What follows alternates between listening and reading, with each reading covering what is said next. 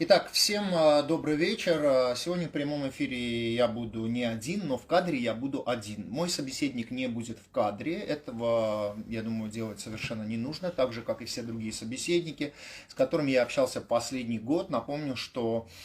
некоторые наши подписчики думают, что я время от времени говорю какие-то вещи с потолка. Я всегда вам говорил, что лишь 1% информации, которая касается 44-дневной войны, я рассказывал в наших эфирах. Почему я не рассказывал и не собирался рассказывать это? Потому что, как мы знаем, почти 3800 жертв во время 44-дневной войны и 11 тысяч раненых, 6 тысяч легкие ранения и остальные средние и тяжелые ранения, в том числе лица, которые потеряли конечности. Напомню, что Служба национальной безопасности Арцаха опубликовала у себя в интернете, не знаю почему не звонит, не передает уведомления, что ждет меня на допрос. Я очень рад, что наши телеграм-каналы сделали из этого целую бучу. Напомню, что СМБ Арцаха не возбуждала на нас дело, а просто ждет нас на допрос, чтобы мы дали пояснение по прошлому эфиру. Несомненно, я думаю, что мой сегодняшний эфир будет интересен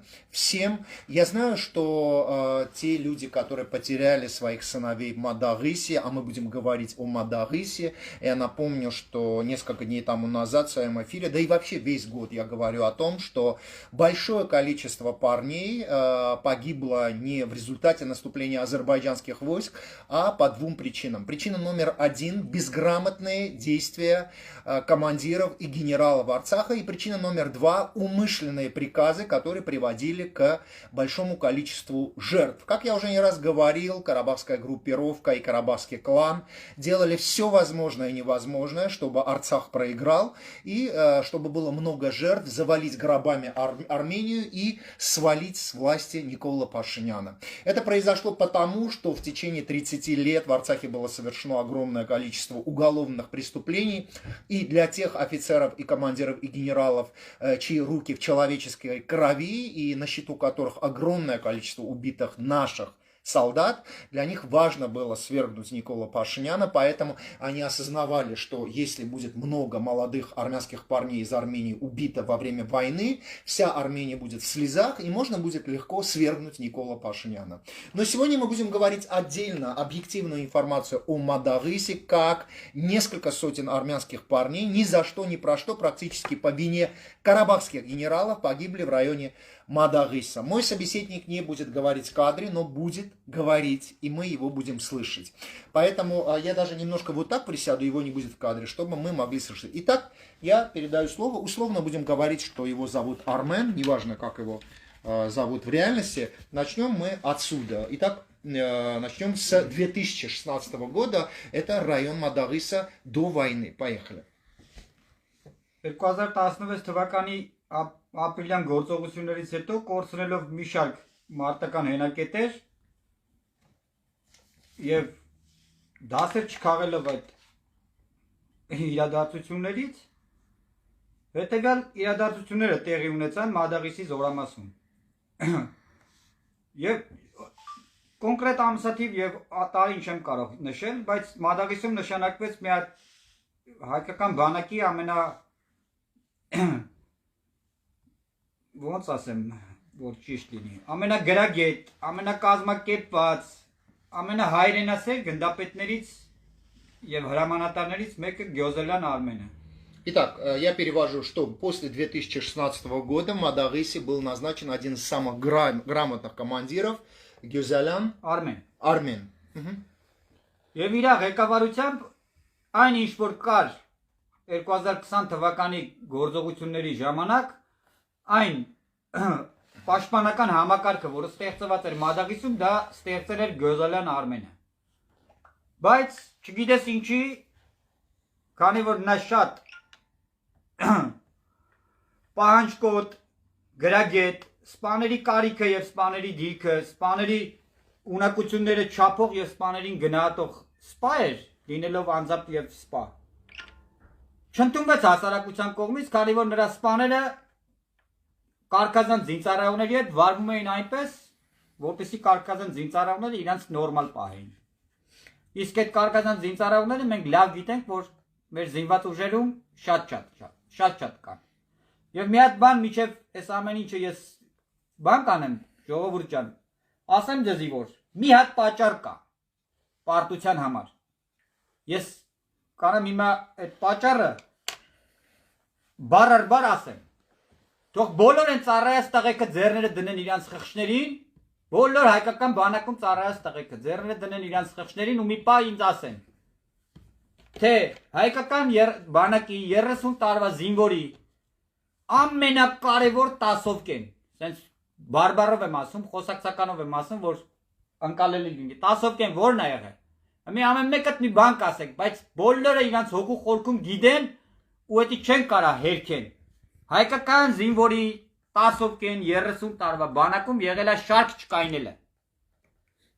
Ամեն պատրվակով շարքից դուրս գալը,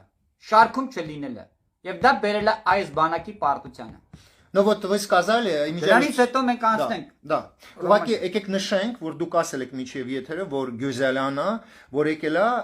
Արցախի օֆիցերները չեն կարողացել ծեծեն մեր զինվորներին. Դուք ասեցիք, որ մի քանի даже несколько было скандалов, вот, которые он с ним, когда он сказал, что почему вы избиваете этих солдат. Вот.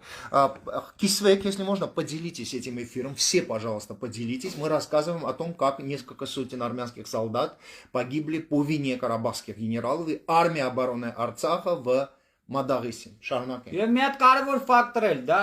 ես ամեն ինչի չեմ ուզում sense խառնում իրար։ Մեկ գնում ենք հետ, մեկ առաջ չեմ ուզում այդպես լինի։ Հիմա եթե խոսում ենք Մադաղիսից, խոսում ենք Մադաղիսից։ Ուրեմն հետեւյալը։ Ասեմ ձեզի, որ 20 թվականին Մադաղիսի Զորամասի պաշտպանության շրջանը ամբողջովին կահավորված, կարգավորված եղել է միայն Գյոզելյան Արմենի շնորհքը։ Այն ինչ որ ապրիլյանից հետո տեղի է ունեցել։ Այն խրամատները, այն ռովերը, այն ճանապարհները, այն տաքստոսները, որ փորվել է, այդ եղել է Գյոզելյան Արմենի շնորհքը։ Դրանից հետո ես չգիտեմ ինչ կատարվեց, ոնց կատարվեց, Գյոզելյան Արմենին տեղափոխեցին այլ Զորամաս, բայց այդտեղ կա մի հատ հատուկ ուշադրություն եմ ուզում բոլորի հրավիրեմ։ Գյոզելյան Արմենի տեղափոխումով կատարվեց հետևյալը պաշտպանական բանակում։ Բոլոր առաջնագծի գծային զորամասերը ունեն Արցախի հանրապետության ցակում ունեցող հրամանատարներ։ Բոլորը բացառությամբ 9-րդ պաշտպանականից։ Ինչի բացառությամբ 9-րդ պաշտպանականից, որովհետև Արցախի համապատասխան պաշտոններին հասած զինծառայողները չէին ցանկանում գնային 9-րդ պաշտպանական։ 9-րդ պաշտպանականի մասին էլ կարամ ամեն ինչ ասեմ, ուղղակի դրա ժամանակը չի, խոսում ենք Մադաղիսից։ Նշանակվում է Մադաղիսում ոման Աբրամյան Սևակ։ Երկու տարբերակ կա։ Ես հավաստին չեմ կարող ասեմ, բայց հաստատ կամ մեկն է կամ մյուսը, կամ Օգանովսկու բարեկամներ կամ Վիտալի Բալասանյանի։ Ես իրան ճանաչում եմ 4-րդ պաշտպանականում, երբ որ շտաբի պետ էր,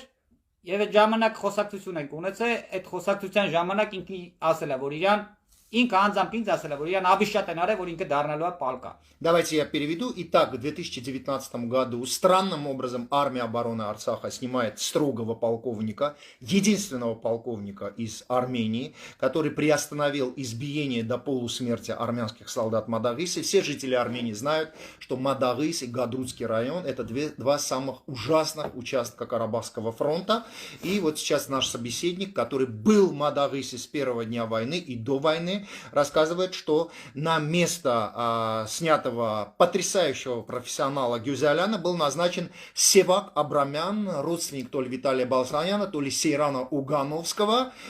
И, как говорит наш собеседник, назначенный Севак Абрамян говорил многим, по слухам, что рано или поздно его должны были назначить, потому что армия обороны или кто-то обещал, что именно он будет там командиром полка. Это как раз о том, что я говорю, что всегда можно было посидеть за шашлыками в Арцахе, и тебе дали бы звание полковника или майора. Мы продолжаем. Դրանից հետո այդ զորամասում սկսվեց անկման process-ը։ Եթե ինչ-որ մեկը կասկածներ ունի, թե լրատվական դաշտից, թե չգիտեմ որ դաշտից, հարցում կատարեք, եթե ունեք գաղտնիության ռեժիմի դոստուպ, չնայած այդտեղ էլ գաղտնի ոչ մի բան չկա, ես ապաշկարա կարամ ասեմ։ Պաշտպանական բանակում կարա սենց հետևյալ հասկացողությունը՝ պահվող եւ չպահվող դիրքեր Եվ բանակի ղեկավար կազմի մոտ կար նաև սենց հետևյալ հասկացողությունը պահվող զորամաս, չպահվող զորամաս։ Եվ 9-րդ ու 6-րդ պաշտպանականները մտնում էին չպահվող զորամասերի մեջ։ Այդ 19 թվականից սկսած։ Դրանից հետո վերեք հասնենք մեր 2020 թվականի իրադարձությունները։ Իրադարձությունները հետևյալ կերպ են զարգացել։ Սեպտեմբեր ամսին չեմ անում, իշքան հիշում եմ սեպտեմբերի սկզբին Մադաղիսի զորամասի կազմավորման օրն էր։ Մադաղիսի զորամասի կազմավորման հետ կապված ինչ-որ միջոցառում էր պետք կազմակերպել, սակայն Սևակ Աբրամյանը հարգելի պատճառներով ինքը գտնվում էր արձակուրդում։ Ամսի 25-ին սելեկցիոն կապով բանակի հրամանատարը բոլորին հրավիրում է ժողովի եւ ամսի 25-ին բանակի հրամանատար Ջալալ Հարությունյանը խնդիր է դնում եւ հայտարարում է, որ բացի օրը եւ ժամը պատերազմը պատրաստ է։ Давайте я перейду. Итак, 25 сентября прошлого года Джалал Харутюнян собирает всех командиров и говорит, что мы не знаем только время и час, но со дня на день начнутся широкомасштабные боевые действия. Пожалуйста. Եվ ասում է գործել բոլոր հրամանատարներին խնդիր է դնում գործել համապատասխան պաշտպանական մարտի անցնելու պլանների, որը ստորագրում է անձամբ Ջալալ Հարությունյանը։ Դե պաշտպանական մարտի անցնել պլաններով դուրս է գալիս, որ մշտական տեղակայման վայրերում պետքա ոչ մեկ չլինի։ Խնդիրը հասցված է լինում ամբողջ անձնակազմին։ Ես այդ ժամանակ լինում եմ իմ պաշտոնին համապատասխան վայրում։ Ամսի 26-ին ցերեկային ժամին, ժամը տենց ճաշի ժամանակ ղեկավար կազմը 10-րդ հրաձգային դիվիզիայի եւ ամբողջ Մադաղիսի զորամասի։ Նորից եմ նշում, 26-ին շաբաթ օրը ճաշից հետո, այսինքն պայիջեի աշխատանքային ժամի ավարտից հետո, քանի որ բանակում կեսօր էին աշխատում շաբաթ օրերը։ Աշխատանքային ժամից հետո Մադաղիսի լիճը բոլորը եթե Մադաղիսով հետաքրված եք գիտեք, լիճի կողքը կա հանգստյան գոտի, հանգստյան գոտում բոլորը միասին նշում են Մադաղիսի օրը։ Նորից եմ կրկնում, ամսի 26-ին։ Пожалуйста, слушайте внимательно. Մինչև երեկո նշվում է Մադաղիսի օրը, 26-ին։ Եվ այդ ընթացքում պահպանության անցած, չգիտեմ հասկանաք թե չէ, на охране, те батальоны, которые находились в охране, не в обороне, а в охране. Эти батальоны, эти комбаты, командиры батальонов, каждую минуту докладывали из передовой, что противник перекидывает танки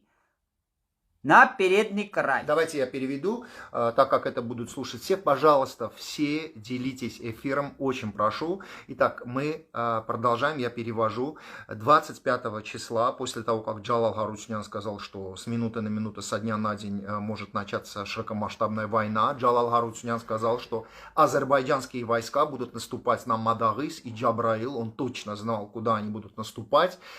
Те же самые места, где и в апреле, кстати говоря, поясню, что Ильхам Алиев и Сагир Газанов не просто так приняли решение напасть на Мадагис и Гадрутское направление южное, потому что им докладывала азербайджанская разведка, что самое большое количество хулиганов, воров в законе, беспредела, самое большое количество избиений, потому что больше всего армянских солдат избивали в Гадруте, в Гадрутском районе и в Мадагисе, и, соответственно, эти солдаты там были очень слабые. Итак, наш собеседник, который был там участником этих боевых действий, рассказывает, что 25 числа срочно возвращают из отпуска Севака Абрамяна, которого по блату назначили, вышвырнув оттуда Гюзяляна. И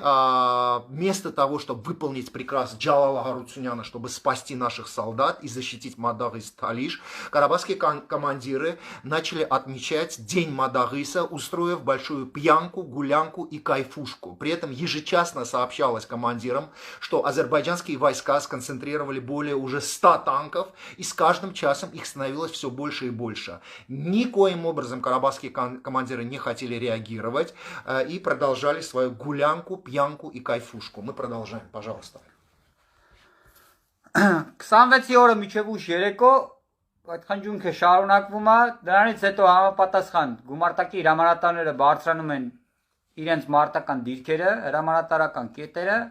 սակայն նշեմ, որ 6-րդ պաշտպանական շրջանը 26-ին ամսի այսինքն միջև հակառակորդի հրետանային նախապատրաստում եւ հրետակոծումը անցած չի լինում պաշտպանության։ Այսինքն զորքերը լինում են երկրորդ գումարտակը եւ երրորդ գումարտակը լինում են իրենց մշտական տեղակայման վայրերում։ Երկրորդ գումարտակը Թալիշի 2 զինավանում, երրորդ գումարտակը Մադաղիսի զորամասի ներսում։ Այնուհետև առավոտյան, երբ որ արդեն միայն նշեմ, որ միայն դուրս են բերված լինում գումարտակային հրետանային միջոցները եւ գնդի հրետանային միջոցները։ Այդ միջոցառումը կատարված է լինում, բայց դա ամբողջ պաշտպանության անցնելու 10%-ն է։ Հրետանային միջոցների ծավալումը դա խնդրի լուծում չի։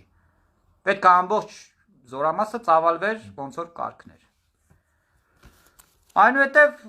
բոլորի ցավալի հանգամանքներում 27-ի առավոտյան սկսվում է հակառակորդի գրոյի հրետանային նախապատրաստումը։ Ես զինվորական լեզվով եմ ասում, ես չգիտեմ կհասկանաք թե չէ։ Если нужно будет перенести на чертеж, вы мне скажите, чтобы я камеру туда перенес, а вы будете ручкой показывать. Если хотите, я могу показывать. Давайте, Сако, я возьму у тебя камеру. Пожалуйста, пожалуйста, делитесь эфиром все, пожалуйста. Поехали. Ոնց որ տեսնում եք, սա համարում ենք Մադաղիսի պաշտպանության շրջանը։ Պետք է նստեին 1, 2, 3, 4 պայմանականորեն է, ամեն ինչը գծագրված է պայմանականորեն։ Պետք է նստեին այսպես։ То есть они должны были сидеть здесь. Պետք է պաշտպանության անցնելիս պետք է նստեին այսպես։ Ամեն գումարտակ իր պաշտպանության շրջանով։ Սակայն ամսի 27-ին եւ միջև ամսի 27-ը գումարտակները անցած են եղել այսպես։ Երկու գումարտակի փոխարեն պաշտպանության անցած 1-1 գումարտակով։ Եվ հրետակոծության ժամանակ երկրորդ գումարտակը, որ պետքա փոխարիներ առաջի գումարտակին, որտեղ որ առաջի գումարտակը պետքա մի կողմ քաշվեր, երկրորդ գումարտակը գար իրան փոխարիներ, կատարվում է հակառակորդի հրետանային նախապատրաստումը գրոհի, որը գիտեք, որ եթե ռազմական գործին մոտիկ մարդիկ լինեն, կհասկանան, թե գրոհի հրետանային նախապատրաստումը իր մեջ ինչա ներառում։ Хорошо, Сако, можно снимать меня, в камере я. В камере только я, не беспокойтесь, Армен. Գրոհի հրետանային նախապատրաստումը դա զինվորական լեզվով ես ձեզ ասեմ, դա հակառակորդը դա մշտական տեղակայման վայրերում եւ դիմաց դեպի առաջ շարժվող զորքերի կտրումն է, այսինքն գրոհի հրետանային նախապատրաստման ժամանակ հակառակորդը խփում է մշտական տեղակայման վայրերին եւ ճանապարհներին, որպեսզի առաջ գնացող ուժերը չհասնեն անցնել պաշտպանության։ Եվ գրոհի հրետանային նախապատրաստման ժամանակ արդեն իսկ նախապատրաստման, գրոհի հրետանային աջակցման, ուղեկցման, այդ միջոցառումը հակառակորդը երբ որ կատարում է այդ միջոցառումները, այդ ժամանակ երկրորդ եւ առաջի գումարտակի անձնակազմի մեծամասնությունը արդեն խուճապահար նահանջի ու չգիտես ինչ ճանապարհների մեջ են լինում։ Այդ ընթացքում խնդիր է դրվում եւ նշեմ առավոտյան ժամը 9:00-ից սկսած 27-ի առավոտը 9:00-ից հրետանակոծությունը սկսել է 6:20 թե 6:30, բայց 9:00-ից սկսած դիվիզիայի հրամանատարական կետ եւ 6-րդ պաշտպանականի հրամանատարական կետ, ընդհանրապես 6-րդ պաշտպանականի հրամանատարական կազմի հետ կապը չի գործել։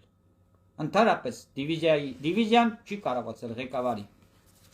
6-րդ պաշտպանականը։ Դրա համար որոշումը կայացվել ամենածայրագույնը, որը մարտական իրավիճակներում չի թույլատրվում։ Դիվիզիայի հրամանատարը անձամբ մեկնել է 6-րդ պաշտպանական։ Անձամբ դիվիզիայի հրամանատարը մեկնում է 6-րդ պաշտպանական, որպեսզի իր ձեռքը վերցնի այդ ամբողջ գործողությունները, քանի որ արդեն ղեկավարումը կորցրված էր։ Եվ այդ ընթացքում առաջի եւ երկրորդ գումարտակները կորցնելով իրենց մարտունակությունը ըստ բնագծերի հետ են քաշվում տարբեր ուղղությունները, որը չի կարելի զինվորական լեզվով ասել հետ են քաշվում, փախնում են։ Քանի որ այդտեղ նահանջ չի լինում, առաջի գումարտակի հրամանատարը աչքից է վիրավորված լինում, երկրորդ գումարտակի հրամանատարը կոնտուզիա է տարած լինում։ Մի խոսքով։ Давайте напомним, что 27 числа азербайджанские войска заняли село Талыш буквально через 4... в 11 утра, то есть через 4-5 часов после начала войны мы уже потеряли Талыш. Армянские телеграм-каналы, которые, кстати, устроили травлю против меня, врали всем вам, когда рассказывали, что Талыш не в руках азербайджанцев. Армянские телеграм-каналы, карабахские, кочаряновские, врали напропалую, но Талыш мы потеряли спустя 4 часа после войны. Может быть, хотя бы сейчас вы прекратите обманывать своих подписчиков. И напомню, что 1-й и 2-й батальон полностью, большей частью мы потеряли и вообще потеряли контроль над армией. Но вот более 200 человек мы потеряли уже после... В это время, после начала войны, те группировки, те командования, те люди, которые... Ջոկատները, խմբերը, որոնք գալիս էին դեպի Մադաղիսի, դեպի այդ ուղությամբ են կրված են ծառայած տղեկը, որոնք Մադաղիսում են ժամանակին ծառայել, որոնք Մադաղիսում են եղել, որոնք այդ դիրքերը գիտեին, որոնք ապրիլյանին էին մասնակցել, որոնք ուղևորվում էին անկանոն կերպով դեպի Մադաղիս, դեպի Թալիշ, նրանցից շատ մեծամասնությունը հենց այնտեղ զոհվեց։ Այդ անկանոն անղեկավարելի իրադարձությունների ժամանակ։ Եվ ամսի 2-ի լույս 3-ի գիշերը 6-րդ պաշտպանականի անձնակազմը թողեց Մադաղիս բնակավայրը, որը առաջնագծից հեռու էր 24 կիլոմետր։ Итак, напомним, что ночь со 2 на 3 число была окончательно потеряна вся эта территория. И давайте перейдем к 3 числу, Арменджан. Итак, 140 человек вас попросили. 1 числа мне ես այդ ժամանակ ուրիշ տեղ եմ եղել։ Լավ, եթե հիմա իմ բառերից արդեն կհասկանան ես ում մասին եմ խոսում, եթե այդ մարդիկ կան, թող բանին արձագանք են, եթե պետք է քեզ թող արձագանք են այդ մարդիկ։ Есть очень банից чем вахум. Եթե когда ты говоришь правду, тебе не надо ничего бояться. Боятся вот как раз таки все они, поэтому нападают на меня. Поэтому говорите. Да. Я ваше имя в любом случае. Մեկից երկուսին ինձ խնդիր է դրվում հավաքված ռեսուրսները մոբիլիզացիոն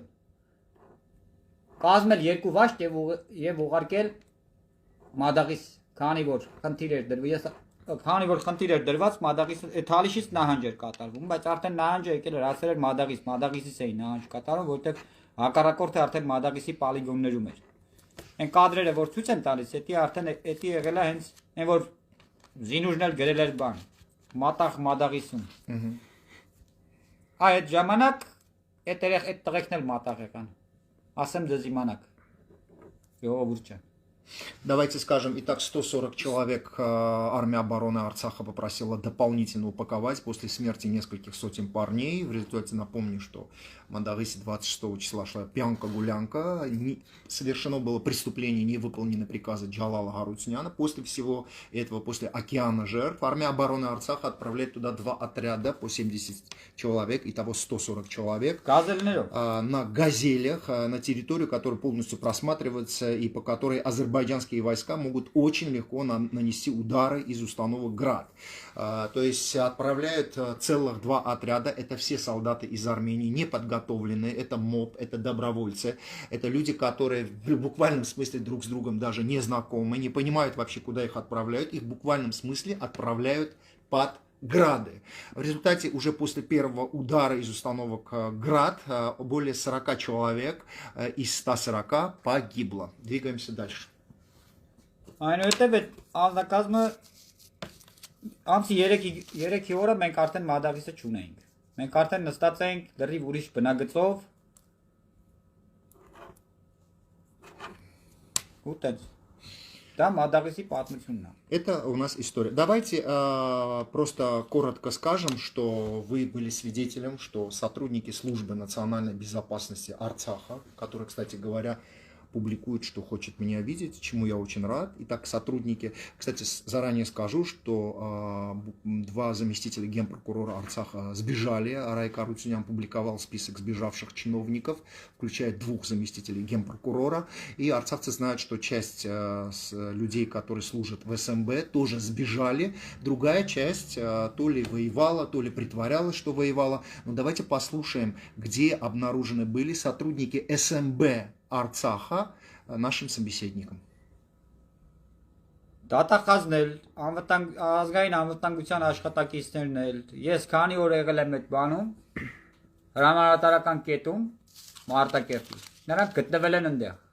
ժամանակ առ ժամանակ դուրս են եկել ու անմիջապես վերադարձել են այդ բունկերը։ То есть իրանք չեն կրվել։ Ինչ կրվի մասին է խոսքը։ Մենակ ես նկատել եմ, որ շորերն էին արագ-արագ փոխում։ Որ ես այդ ընթացքում ընդհանրապես շոր չեմ փոխել, հələ պարոն Սերյան Օհանյանն էլ ամսի 11-ին եկել էր, ինձ ասում է՝ «Քիչ ես թրաշվե»։ То есть իրանք մենակ այդ ընթացքում արագ-արագ իրան շորերն էին փոխում, տարբեր նշեմ, որ ինչ-որ հունական, ֆրանսիական, չգիտեմ ինչական ֆորմեք տարբեր ձևերի ու տեսակների հագնում էին։ Ես իրանց այդպես ֆորմաներով եմ նկատել ու տեսել։ Իսկ այդ ընթացքում մեր հարգարժան Սերյան Օհանյանը գալիս է համապատասխան զորամաս հրետանու հրետակոծության տակ, երբ որ ես չեմ կարում մոբիլիզացիոն ուժերին համոզեմ, հասկացնեմ, որ կա բեսպիլոտնիկ, կա հրետանային հարված, որ անընդհատ խփում են այդ տվյալ տարածքին, մտեք թաքստոցները եւ զբաղված եմ այդ ամեն ինչով, ինքը գալիս է այդ զորամասի հերթապային ասում է՝ «Բիրկետ ուրա»։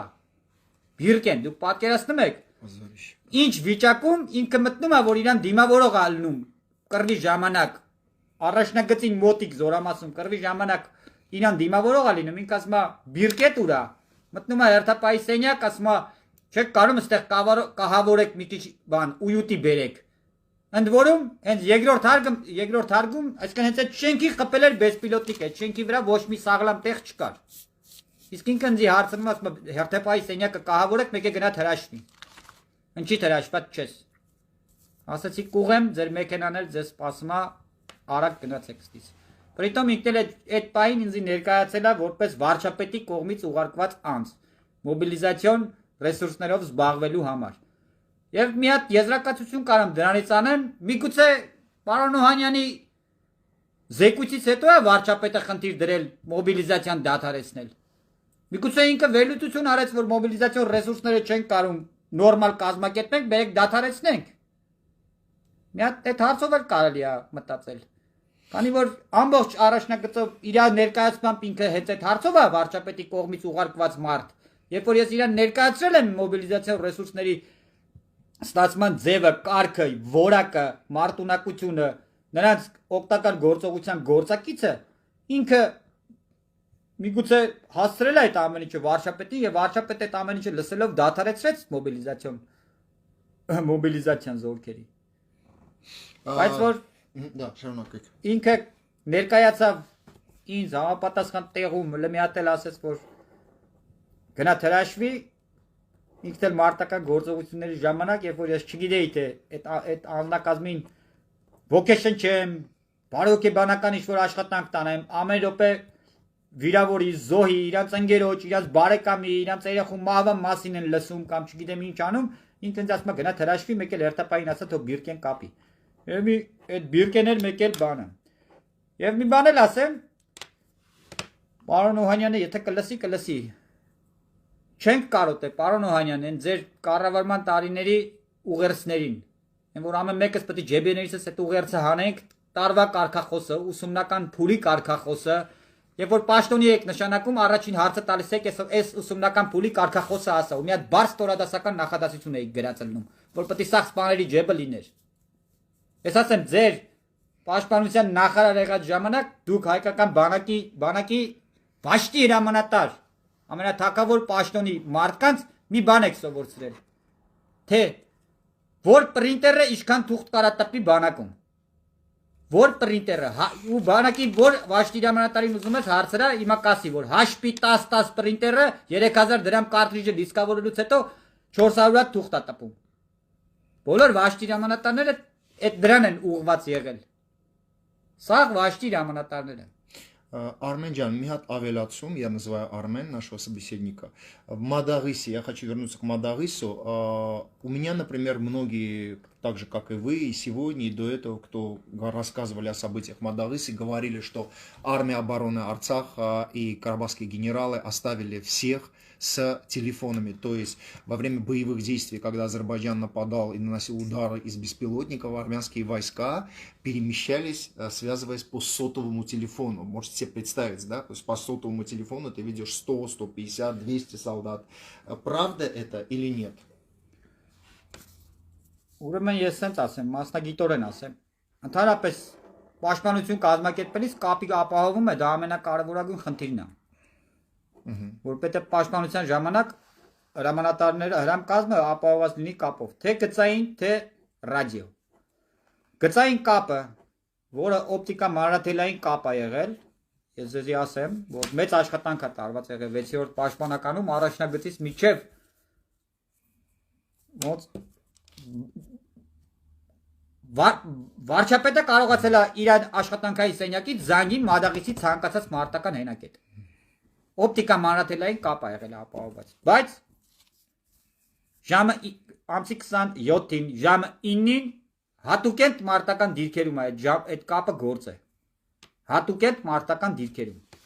Իսկ հրամանատարական կետը ընդհանրապես կապ չի եղել։ Բջջային հեռախոսը իրանց զերա տալուց եղել, բջջային հեռախոսը լսեն, որտեղ իրանք կոնտրոլերը վտ են արել։ Եվ մի հատ դրվագ կարող եմ հիշել, ես ներկա չեմ եղել, բայց ինձ շատ հավաստի, շատ մոտիկ մարդ ասե, որ ամսի 27-ին 4-ին ժամը 4-ին երրորդ, Մադաղիսի երրորդ գումարտակի հրամանատարական կետից հակառակորդի սպան կապնվում է իր ռացիայով Աբրամյան Սևակին ու Ղարաբաղցու ակցենտով ասում է կամբատիտ մոտեմ, ես եկեք հաց ուտենք։ Հակառակորդի սպան Աբրամյան Սևակին ասում է կամբատիտ մոտեմ, արի հաց ուտենք։ Մեր հաճախականության տակ կապի ապահովման հաջորդ բանն էր, որ մեր սպաները միշտ այդ կապի միջոցը թե ոչ թե սպաները, այլ կապի միջոցը չեն ընկալել որպես փրկություն կամ որպես իսկական միջոց։ Հիմնական տեղերը կապի միջոցը պոստավիկը բլինդաժին կապը տվե, ասել է ջուր բերեք։ Բլինդաժից կապ են տվե պոստին, ասել են մարդ է գալի, ուղիղ կայնի կամ մի քնի պոստում։ Ոչ մեկ չի հասկացել, այդ կապի միջոցը պետք է ունենա պայստային, հիմնական, 2-3 հատ էլ գումարտակի հրամանատարի կողմից հիմնական ու պայստային հաճախականություններ, որով պետք է թե ջոկի հրամանատարը, թե դասակի, թե վաշտի, բոլոր տեսակի հրամկազմերը կարանային նաստրոյի տանեին։ Շատ հատուկենտ տեղեր է եղել, երբ որ ջոկի հրամանատարը խորացել ուսումնասիրել է։ Ու ես Спасибо. բան կուզենայի ասեի ուղղակի մի հատ բան։ Ես իմ սրտի խոսքն եմ էլի ուզում ասեմ, մեր բոլոր կորցրած իմ ընկերներին, բոլոր զոհված տղեկի ծնողներին ես ասեմ ձեզ, իրանց ոտերը լվամ ջուրը խմեմ, իրանց չեմ կարա ես մտնեմ իրանց դրության մեջ, բայց մի հատ բան, մի հատ հարց եմ էլի իրանց ուզում տամ։ Իմ աղբերներ, իմ հարազատներ, ձեր ցավը տանեմ։ Ամբողջ ծառայության ընթացքում մի անգամ զանգած, որ զանգել եք ձեր երեխեքին, հարցրած կաք տղա ջան, քու պարտականությունները գիտես։ Գոնե մի անգամ իրանց երեխեքին հարցը հիմա մենք սա շատ ուժեղ ցավի ու վշտի մեջ ենք, բայց մի անգամ հարցրած կանք մեր երեխեքին, տղա ջան, զինվորի պարտականությունները գիտես։ Թե մենք մենակ պահանջատեր ենք, տղա ջան, գնա, հոպարա հեսա կզանգի։ Դու գնա, հեսա կզանգենք օդպուստ կգաս։ Թե մենք այդ մենակ այդ դրանով ենք զբաղված եղել, հիմա էլ դրել ենք ասում ենք, չէ, սեն շին հենց է։ Ժողովուրդ ջան, մենք ենք մեր բանակը քայքայ։ Հերու գնացեք բանակից, թող բանակը սարքեն, եթե սարքեն, բայց միջև εμի ես չեմ տենում, որ ինչ-որ մի բան փոխվի, որովհետև նույն ախմախությունն է, որովհետև կռվի ամենաթեժ սիտուացիայում ես գտնվելով արդեն լրիվ ուրիշ տեղ, մի հատ սենսացիոն բան է կատարվում։ Սենսացիոն։ Մադաղիսը տված զորամասի հրամանատարին նշանակում են դիվիզիայի շտաբի պետ։ Մադաղիսը տված զորամասի հրամանատարին նշանակում են բանի որ գային եմ մի կողմն էլ էլի որ ընդից էլ հադրութով մադրութով որ գալիս էին այդ կողմն էլ որ շատ արագ անցնեին էլի մադաղիսը իրանք նորմատիվներից արագ անցան որ հադրութի կողմն էլ շատ արագ հասնեին վարանդայով բանով սրբելով գային առաջ абсурдները շատ է Я заканчиваю мой эфир, буквально минуту. Пожалуйста, еще раз. Вы знаете, какую травлю на меня начали. Собственно говоря, все 4 года шла эта травля, потому что я говорю чистую правду. Во время 44-дневной войны, да и после, и карабахские телеграм-каналы, и телеграм-каналы, которые принадлежат главам армянских организаций России, армянским послам, дашнакам, священникам, всем, кто занимался воровством, а я напомню, что многие люди, в данном случае я не буду имена называть, многие люди собирали деньги во время 44-дневной войны на тепловизоры и многое-многое другое, но большая часть, конечно, была разграблена. И, кстати говоря, в этой травле участвуют в основном шакалы. Почему? Потому что я все время пишу правду про это, про то. Вот недавно вышел фильм про Левона Гайрапетяна. Посмотрите, если вы не смотрели этот фильм, где я рассказывал, что перед смертью Левона Гайрапетяна многие арцахские бизнесмены хотели у него занять деньги, учитывая, что он умрет, они хотели взять деньги, чтобы он, когда умер, уже их не возвращать. И там много фактов вообще про то и про это, и многое другое. Все это, конечно, накопилось, и поэтому вот эта травля на меня произошла. За мной стоят мои подписчики, пожалуйста, поделитесь, более того, копию этого эфира постарайтесь выслать в мессенджер всем своим друзьям. Это лишь один фрагмент 44-дневной войны. Напомню, что Следственный комитет Армении возбудил около 2100 уголовных дел. Следственный комитет официально сообщал о том, что около 800 обвиняемых проходят по этим уголовным делам. Можно только представить, сколько свидетелей по этим уголовным делам. И вот мы говорили сегодня о участке Мадагис.